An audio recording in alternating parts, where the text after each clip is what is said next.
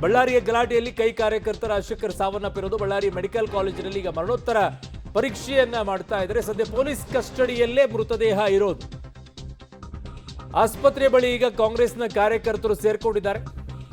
ಮತ್ತೆ ಅಲ್ಲಿ ಜನರನ್ನು ಸೇರಕ್ ಬಿಡಕ್ ಹೋಗ್ಬೇಡಿ, ಅಲ್ಲಿ ಮತ್ತೆ ಇನ್ನೊಂದು ತಪ್ಪು ಮಾಡಕ್ ಹೋಗ್ಬೇಡಿ. ಆಸ್ಪತ್ರೆ ಬಳಿ ರಾಜಶೇಖರ್ ಪೋಷಕರ ಆಕ್ರಂದನ ಈಗ ಮುಗಿಲು ಮುಟ್ಟಿದೆ. ಪರಿಸ್ಥಿತಿ ತಿಳಿಯಾಗುವವರೆಗೂ ಕೂಡ ಗುಂಪು ಸೇರೋದಕ್ಕೆ ಅವಕಾಶವನ್ನು ಮಾಡಿಕೊಡ್ಬೇಡಿ. ಅದು ನಿಮಗೆ ಗೊತ್ತಿರುತ್ತೆ.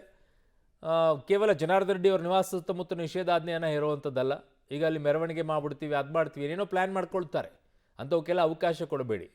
ಸಾರ್ವಜನಿಕರ ಜೀವನವನ್ನು ಹಾಳು ಮಾಡೋ ರೀತಿಯಲ್ಲಿ ಮಾಡೋಕ್ಕೆ ಹೋಗ್ಬೇಡಿ. ಇವರ ರಾಜಕೀಯ ಇದನ್ನು ತೀರಿಸ್ಕೊಳ್ಳೋಕ್ಕೋಸ್ಕರ, ಇವ್ರದ್ದು ಬೇಳೆ ಬೇಯಿಸ್ಕೊಳ್ಳೋಕ್ಕೋಸ್ಕರ, ಇವ್ರದ್ದು ಉದ್ದೇಶಗಳನ್ನು ಈಡೇರಿಸ್ಕೊಳ್ಳೋಕ್ಕೋಸ್ಕರ ಏನ್ರಿ ಜನರ ನೆಮ್ಮದಿಯಾಗಿರೋಕ್ಕೆ ಬಿಡೋದಿಲ್ಲ. ಒಂದು ಕಡೆಗೆ ದರ ಏರಿಕೆ ಮಾಡೋದು, ಇನ್ನೊಂದು ಕಡೆಗೆ ಈ ಕಡೆ ಕಲ್ಲು ತೂರಾಟ ಮಾಡೋದು, ಈ ಕಡೆಗೆ ಬಡಿಗೆ ತೊಗೊಂಡು ಹೊಡೆಯೋದು, ಗುಂಡು ತೊಗೊಂಡು ಹೊಡೆಯೋದು, ಯಾರನ್ನೋ ಸಾಯಿಸೋದು, ಬರೀ ಇದೇ ಆಗೋಯ್ತಲ್ಲ.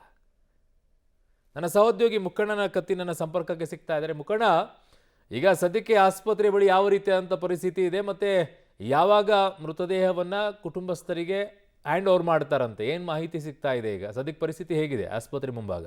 ಹೌದು ಅರುಣ್ ಬಡಿಗೇರಿ, ಈಗಾಗಲೇ ಅಂದರೆ ಬಳ್ಳಾರಿಯ ಆಸ್ಪತ್ರೆ ಅಂದರೆ ಶವಗಾರ ಮುಂದೆ ಈಗಾಗಲೇ ಮರಣೋತ್ತರ ಪರೀಕ್ಷೆ ಎಲ್ಲ ಕಂಪ್ಲೀಟ್ ಆಗಿದೆ. ಈ ಕಾರಣಕ್ಕಾಗಿ ಈಗಾಗಲೇ ಐಸಿಯುನಲ್ಲಿ ಮೃತದೇಹವನ್ನು ಇಟ್ಟಿದ್ದಾರೆ. ಈ ದೃಶ್ಯದಲ್ಲಿ ತೋರಿಸ್ತಾ ಇದ್ದೀನಿ, ಕೆಲಸ ಮಾಡ್ತಾ ಇದ್ದೀನಿ. ಈಗ ನೋಡ್ತಾ ಇರ್ಬೋದು ಶವಗಾರ ಮುಂದೆ ಈಗ ಅಂದರೆ ಬಳ್ಳಾರಿ IGP ಅಂತ ವರ್ತಿಕಾ ಕಟಿಯಾರ್ ಆಗಿರ್ಬೋದು ಮತ್ತು ದಾವಣಗೆರೆ IGP ಅಂತ IGP ಸಹ ಸ್ಥಳಕ್ಕೆ ಭೇಟಿ ನೀಡಿ ನಂತರ ಎಲ್ಲ ಮೊಕ್ಕಮೂಡಿ ಅಂತ ಪರಿಶೀಲನೆ ಮಾಡ್ತಾ ಇದ್ದಾರೆ. ಎಲ್ಲ ಪೊಲೀಸ್ ಸಿಬ್ಬಂದಿಗಳು, ಸಾಕಷ್ಟು ಪೊಲೀಸ್ ಸಿಬ್ಬಂದಿಗಳು ಇಲ್ಲಿ ಸ್ಥಳದಲ್ಲಿ ಅಂದರೆ ಮೃತದೇಹ ಹದ್ದಬಸ್ನಲ್ಲಿ ಯಾವುದೇ ರೀತಿ ಅಹಿತಕರ ಘಟನೆ ನಡೀಬಾರ್ದು ಅನ್ನೋ ಕಾರಣಕ್ಕಾಗಿ ಇಲ್ಲಿ ಸಾಕಷ್ಟು ಕಾಂಗ್ರೆಸ್ ಕಾರ್ಯಕರ್ತರು ಸಹ ಇನ್ನು ಮೃತದೇಹ ಸ್ಥಳಕ್ಕೆ ಬಂದು ಇಲ್ಲಿ ಜಮಾವಣೆ ಆಗ್ತಾ ಇದ್ದಾರೆ. ಈ ಕಾರಣಕ್ಕಾಗಿ ಮತ್ತೆ ಯಾವುದೂ ಗಲಾಟೆ ಆಗಬಾರ್ದು ಕಾರಣಕ್ಕಾಗಿ ಸಾಕಷ್ಟು ಪೊಲೀಸರು ಮುಂಜಾಗ್ರತಾ ಕ್ರಮವನ್ನು ಕೈಗೊಂಡಿದ್ದಾರೆ ಅಂತ ಹೇಳ್ಬೋದಾಗಿದೆ.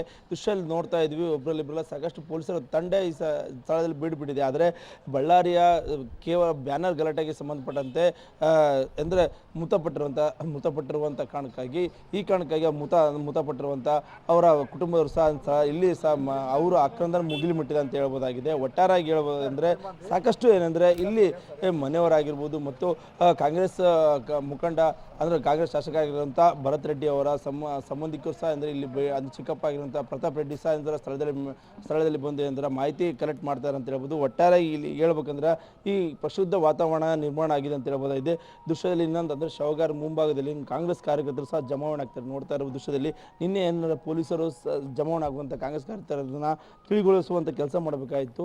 ಆದರೆ ಅಲ್ಲಿ ಸಣ್ಣ ಪುಟ್ಟ ಆಗಿರೋ ಕಾರಣಕ್ಕಾಗಿ ದೊಡ್ಡ ಮಟ್ಟದಲ್ಲಿ ಒಂದು ಸಾವು ಸಹ ಈಗ ಆಗಿದೆ ಅಂತ ಹೇಳ್ಬೋದಾಗಿದೆ. ಈ ದೃಶ್ಯದಲ್ಲಿ ನೋಡ್ತಾ ಇರ್ಬೋದು. ಮತ್ತು ಇಲ್ಲಿ ಸಹ ಸಾಕಷ್ಟು ಪ್ರಮಾಣದಲ್ಲಿ ಈಗ ಕಾಂಗ್ರೆಸ್ ಕಾರ್ಯಕರ್ತರು ಸಹ ಶವಗಾರ ಮುಂಭಾಗದಲ್ಲಿ ಅಂದರೆ ಜಮಾವಣೆ ಆಗ್ತಾ ಇದ್ದಾರೆ.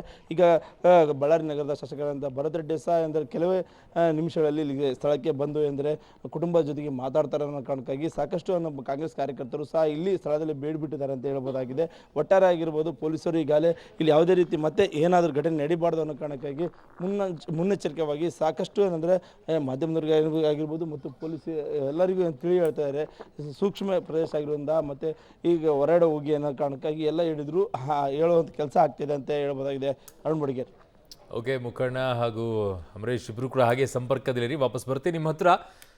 ಒಂದು ಆ ಕುಟುಂಬದ ಪರಿಸ್ಥಿತಿ, ತಂದೆ ಇಲ್ಲ ಅಲ್ಲಿ, ತಾಯಿ ಮಾತ್ರ, ಸಹೋದರಿ ಇದ್ದಾರೆ, ಆಮೇಲೆ ಸಹೋದರ ಇದ್ದಾರೆ. ಒಬ್ಬನೇ ದುಡಿತಾ ಇದ್ದಂತೆ ಈಗ ಪರಿಸ್ಥಿತಿ, ಅವ್ರನ್ನೆಲ್ಲರನ್ನೂ ಕೂಡ ನೋಡ್ಕೊಳ್ತಾ ಇದ್ದಂಥ ವ್ಯಕ್ತಿ ಸಾವನ್ನಪ್ಪಿದ್ದಾರೆ. ಆ ಕುಟುಂಬದ ಪರಿಸ್ಥಿತಿ ಏನು, ಯಾವ ರಾಜಕೀಯ ಪಕ್ಷಗಳು ಹೋಗ್ತೀರಾ, ಅವ್ರು ನಿಮ್ಮ ಕಾರ್ಯಕರ್ತರಾದಂಥ ಸಂದರ್ಭದಲ್ಲಿ ಅವ್ರ ಜೀವನಕ್ಕೆ ಏನು ಮಾಡಿದಿರಿ ನೀವೆಲ್ಲ?